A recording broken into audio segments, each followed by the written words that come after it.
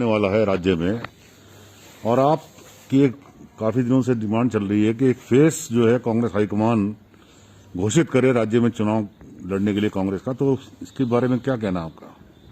देखिए, मैंने जितना इधर अध्ययन किया है मोदी जी के राजनीतिक आविर्भाव के बाद, वो हर राज्य के चुनाव को भी और यहाँ तक कि म्यूनिसिपैलिटी के चुनाव को भी मोदी बनाम कर दे रहे हैं, और उसका लाभ मैं भाजपा की तरफ ज़्यादा देखता हूँ। यदि स्थानीय चेहरे पर हम लाएंगे, कांग्रेस का स्थानीय चेहरा होगा, तो उसके तुलना में भाजपा को भी अपना स्थानीय चेहरा घोषित करना पड़ेगा, और फिर स्थानीय चेहरे के दोनों के गुणों की जनता तुलना करेगी, और उसमें फिर पार्टियों की भी तुलना आ जाएगी, सारी तुलनाएं आ जाएंगी, और मोदी जी हर राज्य में फिर केवल एक गेस्ट आर्टिस्ट के तौर पर आएंगे और अपनी बात कह के चले जाएंगे। तो इसलिए मैंने एक रणनीतिक बदलाव के रूप में ये सुझाव दिया, और क्योंकि यहाँ की राजनीति से मैं जुड़ा हूँ और यहाँ सुझाव दिया, तो कहीं ये न समझा जाए कि मैं अपने लिए ही इस बात को कह रहा हूँ। मैंने कहा पार्टी किसी को भी घोषित कर दे, बल्कि एक नाम आया तो मैंने कहा स्तुति है, मैं वो स्वीकार है, और मैंने इस बात को फिर मैं दोहरा रहा हूँ कि मैं कोई भी नाम होगा उसके पीछे खड़ा रहूँगा। राव जी, ये कहा जा रहा है कि आप प्रदेश कांग्रेस कमेटी का जो इस समय चल रहा है उन चीजों से भी आप खुश नहीं है जिस तरह से प्रदेश कांग्रेस कमेटी यहाँ काम कर रही है। देखिए, ये हमारे घर के खुशी नाखुशी ये सब चीज़ें होता है, इससे वो कोई ऐसा इशू मुद्दा नहीं है जिस पर कोई हमको बहस की ज़रूरत है या कुछ कहने की ज़रूरत है। और सब हमारे साथी रहे हैं, हमने सबने मिलजुल करके काम किया है। यदि कहीं पर कोई नाखुश है तो उसको संभालना पड़ता है, संभालना पड़ेगा। जहाँ मुझसे संभव होगा मैं करूँगा, कहीं दूसरों से संभव हो तो वो करें। राव जी, जो आपने कहा कि रणनीतिक बदलाव के तौर पे मैंने फेस घोषित करने की बात कही है, तो क्या आपने अपनी बात से हाईकमान को भी अवगत कराया या कराएंगे? कराएंगे, क्योंकि कुछ हमारे दोस्तों की मेहरबानी से मामला निरंतर आगे बढ़ा है। क्योंकि ये तो ऐसा था कि जिसको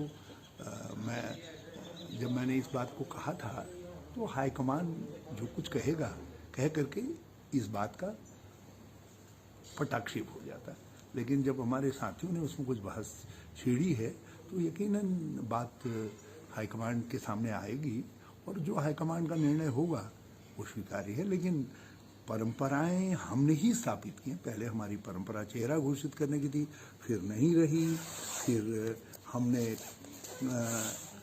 चेहरे घोषित भी किए, बीच में हमने अपवाद भी किए हैं। अभी हरियाणा में अपवाद किया है, और कई राज्य हैं जहाँ शीला दीक्षित जी को हमने जब चेहरा घोषित किया तो हम तीसरे नंबर की पार्टी बना दिए गए थे। अब तीसरे नंबर से लोकसभा के चुनाव में संघर्ष में आ गए।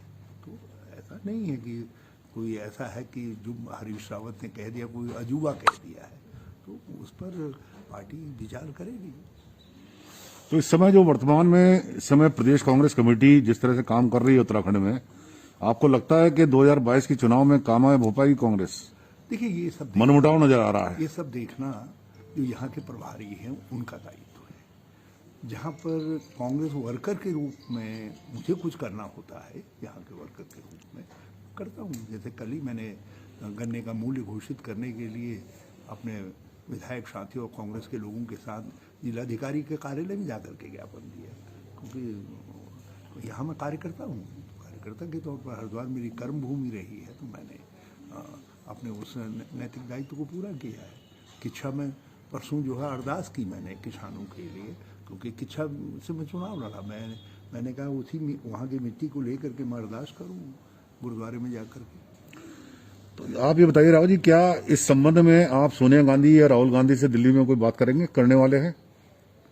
देखिए, हम एक परिवार हैं, परिवार में बातें बहुत होती हैं। अब ये सब बातें ऐसा नहीं होता कि ढोल बजा करके जाती है, ये तो पार्टी में सब पूछा जाता है। पार्टी में कहीं पर हम गलतियां करते हैं तो सुधारा भी जाता है, समझाया भी जाता है, कहीं पर चीज़ें नहीं होती हैं तो करेक्ट भी किया जाता है। कांग्रेस में और भाजपा में एक ही अंतर है कि भाजपा में आंतरिक लोकतंत्र नहीं है, वहाँ तो केवल शीर्ष से चीज़ें तय होती है, नीचे तक माना जाता है केवल 2 मैन आर्मी है।